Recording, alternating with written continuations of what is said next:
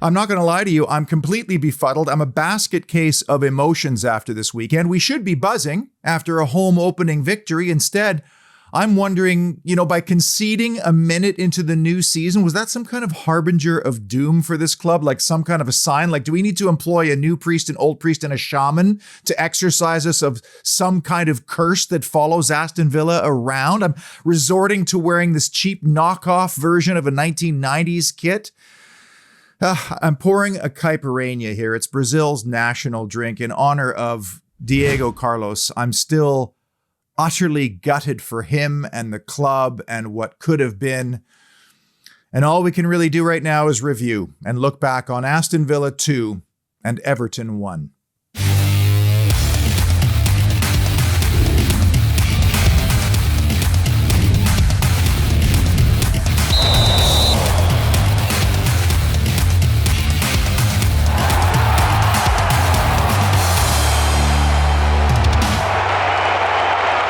Later, I'll preview the Palace game coming up this weekend. They earned a very credible point at Anfield against 10-man Liverpool, and it was a really good weekend for the Villa loanees as well. But first, I want to start with the GIF that best describes how I felt after Saturday. This is it. Oh, we should have scored in the first minute. Hey, we did score through Danny Ings. Yes, we made it 2-0. This game is done and dusted. Oh, we conceded just seconds later, and there goes the clean sheet. Hey, we hung on to win the game. Oh, we lost our best defender.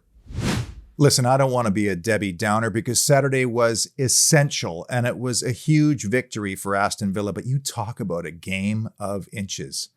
I mean, look at this. Diego Carlos, inside the first minute, could have been an instant Villa Park hero of folkloric proportions. He would have torn the roof off the place if he had scored. And especially considering what happened the week before, and he shoulders it over the crossbar, and he knows he should have scored. What a moment that would have been. And then wouldn't you know it, 89 minutes later, was it a matter of inches that cost him a ruptured Achilles tendon, which will leave him out for at least 6 to 9 months. Ugh. And the thing that kills me the most is this is a World Cup year. You know he wanted to try to be in contention for Cheech's Brazil squad in Qatar. It was one of my 8 preseason predictions, number 3. We know that's not going to happen now.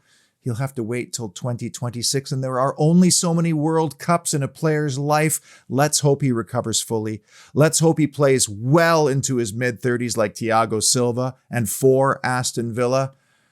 But this is football. It's ecstasy, it's agony, all in one Saturday afternoon.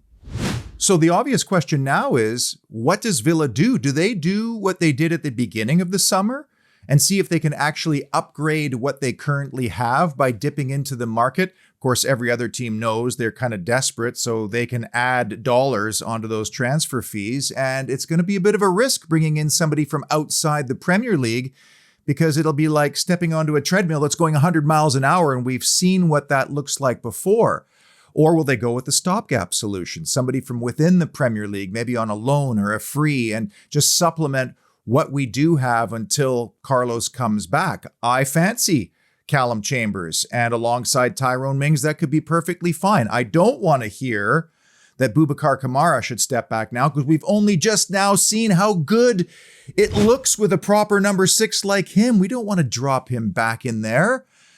We've heard the name Victor Nelson associated with Aston Villa a lot. He's a Danish international at Galatasaray who's asked to leave the club. He knows Johan Lange from the Copenhagen days, and he's been linked with Newcastle and Fulham as well. So let's watch this space, because whatever Aston Villa does now will say an awful lot about how they feel about our current group of center backs, particularly Ezri Konsa, who for me has quite obviously slipped down to 3rd in the pecking order. All right, let's get rolling. And by the way, this photo is courtesy of the Solent Villains, Pete Finchin and company. Do you know they bus from first Bournemouth and then they go around the South Coast picking up people? It takes 4 hours to get to Villa Park one way. But there they were in all their glory. Give them a follow. Thanks for watching, you guys, and for being such dedicated fans. And this is the Holy Trinity Show, the 3 big issues or moments that defined Aston Villa 2, Everton 1, starting with the key statistics. And I asked you via a Twitter poll to tell me what your most key statistics were. And so I picked all of those. And I've added one of my own in this game because I thought it was really important to track the aerial duels. It was a problem last week. Tyrone Mings returning to the lineup and an interesting story there. But everything came up Aston Villa. All the stats were in their favor. 3 big chances created. They had 58% possession and they still won the bloody game. But 54% aerial duels won. And of those 14, Tyrone Mings won 3 of 4. So a good day for the previous captain, but the current captain had quite an outing. Not a lot of people talked about John McGinn and his 87% accurate passes, not the highest, but a good average. 2 chances created, 1 big chance for Guinea. 3 out of 5 accurate long balls. 1 was for Ollie Watkins on the opening goal. He had 9 recoveries in midfield. An astonishing 9 out of 10 ground duels won. I saw 10 out of 11 on other stats. And he was 1 for 1 on successful dribbles. This was a good day for the new captain, and long may it continue. Key issue. We got to give kudos to Kamara. Everybody else has, and I don't want to sit here and be a fanboy, even though I am. But I want to tell you why I think this guy is elite. It's 3 things. And the first of those 3 things is that, like other elite athletes in their sport, this guy always knows where the ball is going to be. It's partially sense, it's partially game IQ, and it's partially reading the cues that his opponents and teammates are giving him. Here's a great example from the first half. I was saying, some players just know where the ball is going to be. Kamara had absolutely no idea on this ball lobbed over the top that Tyrone Mings was not going to get on the end of it and just flick it away. It just brushes the top of his head, but he recognized the vulnerability and the danger, and he just gravitated to that area of the penalty area. And when it finally does come, it's just calmly cleared away. Game sense, anticipation, whatever you want to call it, the kid has it. The second attribute that I think makes him elite and a lot of other fine athletes elite is speed of thought. How fast can you process situations and react? And what's incredible is Kamara has only 2 Premier League games under his belt. Imagine when he has a full season of Premier League data stored in his hard drive, and he'll then be able to more quickly process situations and moments where perhaps he needs to play a little bit more quicker because of the tempo of the Premier League. But the third thing is this guy is a master manipulator of the football. He can drive it, he can punch it, he can shape it. 30 yards, 50 yards, 60 yards, doesn't matter. In the second half, a ball hit him on the chest and dropped to the floor like a medicine ball. I mean, his touch is so good, it's like he's made of Velcro. And when your touch is that good, and when your decision-making is that fast, you're free to do almost anything you want. Now, in this one, once again, he finds himself in the right position to make a block, and at this stage, it's anywhere will do. So he does make that block and clears it away. But then, even though he's not put under a whole lot of pressure, look at how good his touch was, and then it is gone. He could have been put under pressure, and I still think he would have cleared that ball rather comfortably. The guy's first touch is sublime. What is clearly evident with this player is that he is not going to be at Aston Villa very long if we're not playing European football. And that's why we cannot waste this opportunity with this player in this position, something we've been looking for so long. So let's surround him with more quality. The elite 8 we all want. Another elite attacking option, because Boubacar Kamara is going to be worth 50 to 70 million at least one day for a club if he keeps going like this. Let's not waste him now. Key issue, Danny Dynamite. Last week on this very show, and from almost the exact same position in the Bournemouth penalty area, I complained that his runs lacked explosiveness and that his shots lacked pop. And what does he do not 1 week later but absolutely uncork a pile driver with his left foot, no less. It's almost as if he watches this show and was irritated with me for comparing him to Tyrion Lannister, and he said, I'll show that Canadian lad by putting this ball straight into his camera, costing about $15,000, by the way. This is Danny Ings doing Danny Ings things. And like I say, about 15 grand worth of damage to the camera. He becomes the first Aston Villa player since Darius Vassell to score in a home opener in back-to-back seasons. Key issue, Ollie's offerings. My question to you is simple.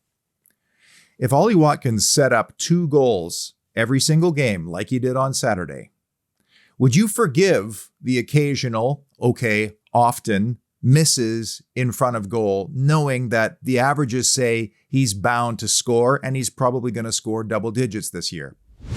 Listen, I know it feels like Ollie Watkins misses a lot of chances like these, and these are the kind of chances that give you breathing room and a bit of relaxation. It seems like when he needs to go over, he goes along the ground. When he needs to go along the ground, he goes over. I get it. But this guy's stats were incredible. 2 chances created, 2 big chances created, 2 assists, 3 recoveries, a tackle, a block, plus he occupied defenders all day long. He never, ever stopped moving. This guy is relentless. And I will take 2 assists and a victory every single game, even if it means that he doesn't score a goal. And yet this player divides our fan base like not a lot of players I can remember. We are a better team with Ollie Watkins in it. Key issue, classy Cash. I mean, most people from this game immediately jump to Boubacar Kamara as man of the match, but I think Matty Cash made a strong case because he beautifully balanced his attacking threat, which was good at times, especially in the first half, with showing up out of nowhere, often defensively, to make key interventions. This was one of many examples of recovering the ball. He just appears, pinches it, and then he has this effervescence about him. And this needs to be in Aston Villa's DNA, this ball recovery. But he had 2 of 3 tackles won, 2 interceptions, 2 recoveries, a block and a clearance, 3 out of 4 ground duels won. When we really needed cover, Matty Cash was there. And I'd love to know what the triggers are for him to get forward. But again, he balanced those attacking versus defending moments beautifully in this game. Key issue, Dyer Dean.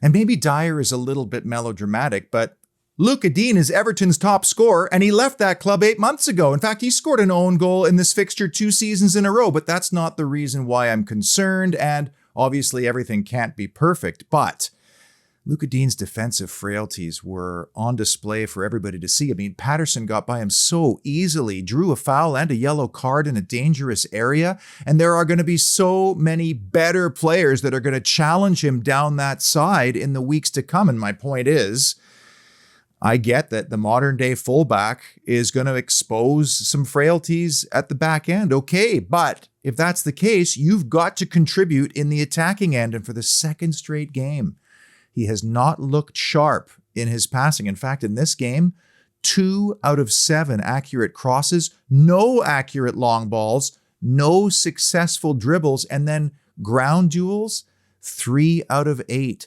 That's lightweight. That's concerning. It's only 2 games in, but he needs to pick it up quite a bit here.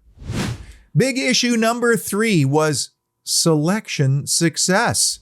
Hey, if there were selection issues last week and Villa lost, then a week later, if you win the game, you got to give credit where credit is due. Ings and Watkins didn't run into each other all the time. They played their roles perfectly and they got the job done.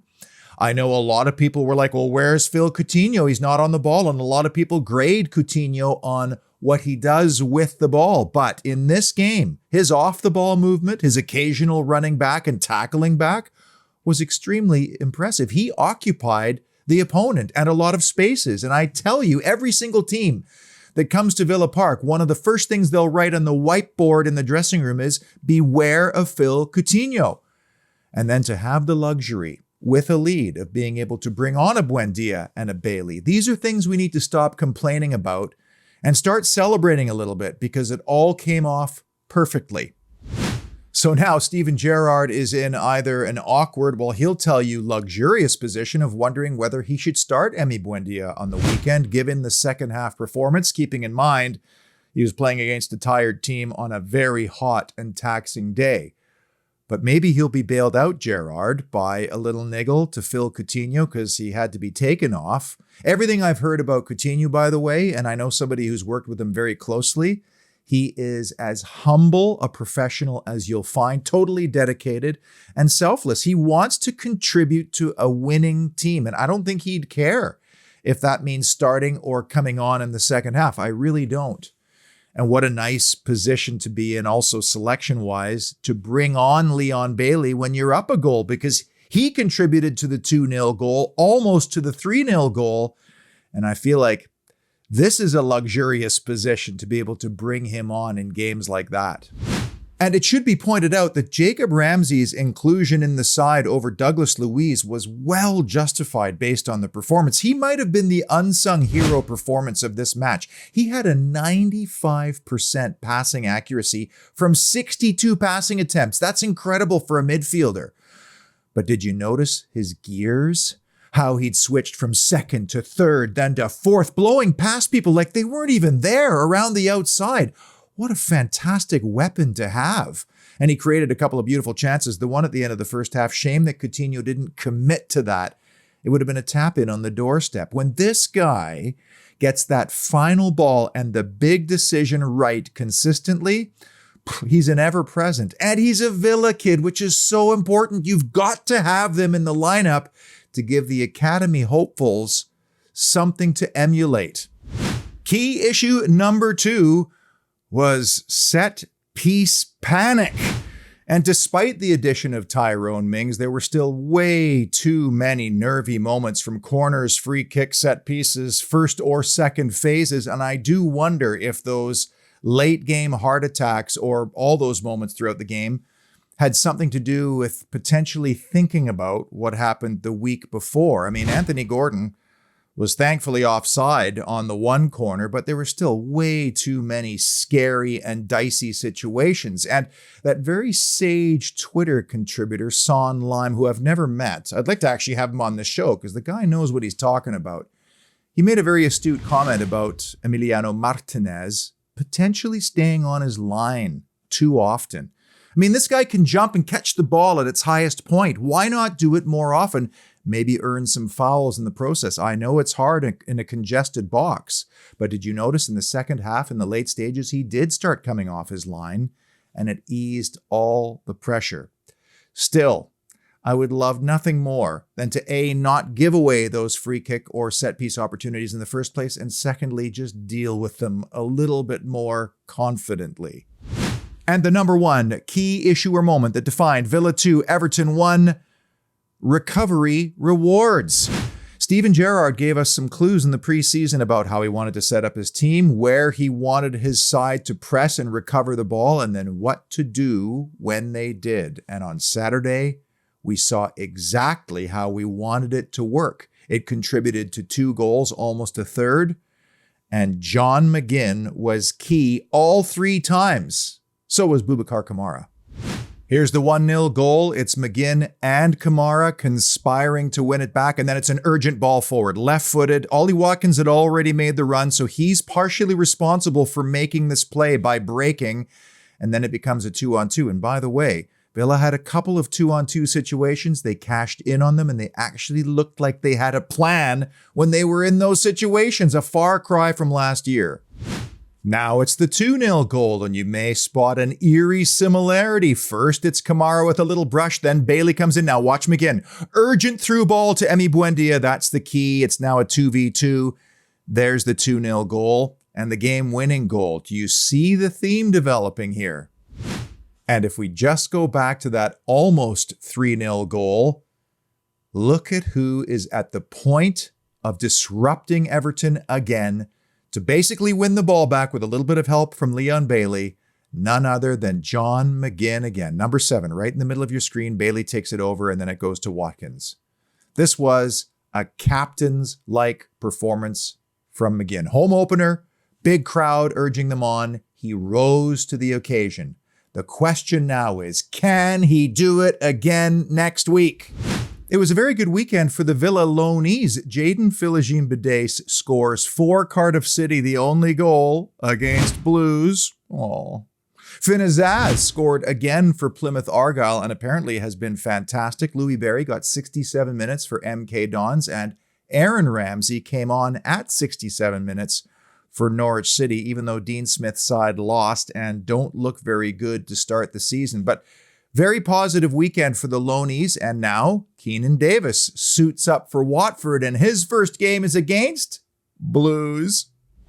Right, let's look ahead to Crystal Palace, a team that earned a very valuable point at Anfield, having not had the best of runs in the Premier League prior to that, and very different side now without Conor Gallagher, no Christian Benteke as a weapon off the bench, but they have added some bits and pieces here. You would have thought that Patrick Vieira would be aiming for the same single-digit table places as Aston Villa.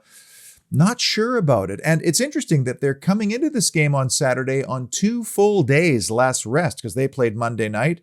Villa played early Saturday morning. Sometimes these things can make the difference, as can the confidence of Aston Villa going there last year in Steven Gerrard's second game in charge and winning the game thanks to a fantastic strike by John McGinn. It may sound odd, but I actually feel comforted by the fact that Villa will likely have significantly less of the ball this weekend, which I think suits them better.